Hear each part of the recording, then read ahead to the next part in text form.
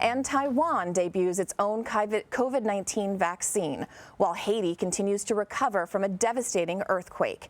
Ian Lee is following these stories and other major headlines around the world this morning. Ian, what can you tell us? Good morning, Christina. Yeah, the situation in Haiti is so desperate that gangs in the country announced a ceasefire to help, or at least not hinder, in the relief effort. More than 2,200 people have died since last week's earthquake. The 7.2 tremor left more than 12,000 people injured and destroyed over 52,000 homes.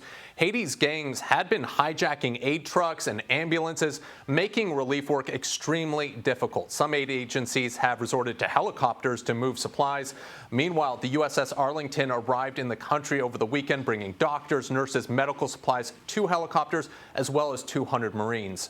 We are moving on to Taiwan, where the country is rolling out its first domestically developed COVID-19 vaccine.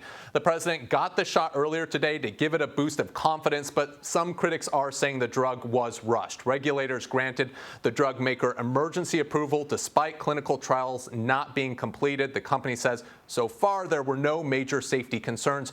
More than 700,000 people have signed up to take the vaccine, which requires 2 doses. Taiwan is currently reporting just around 10 infections a day.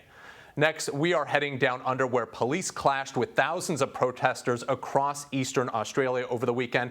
More than 200 arrests were made in Melbourne alone, while several officers were injured. Australians are upset with how the government has been handling the pandemic, the vaccine rollout, and the constant lockdowns.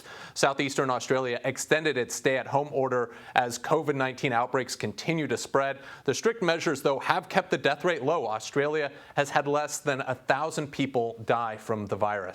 Finally, we're in France, where soccer players are saying sacre bleu after a game got out of control. A player for the away team, Marseille, was hit by a bottle thrown by fans supporting the home team Nice. And the player then launched the bottle back into the stands, and that's when things kicked off. Fans then stormed the field as security and Nice players struggled to restrain them. Some of the members of the Marseille team were reportedly injured as they retreated to their locker room.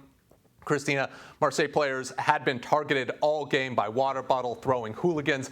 After the melee on the field, Marseille said they wouldn't continue playing the game. And being in the UK, this incident reminds me of a Winston Churchill quote, which I will leave you with, who said, "Soccer is a gentleman's game played by hooligans, and rugby is a hooligan's game played by gentlemen."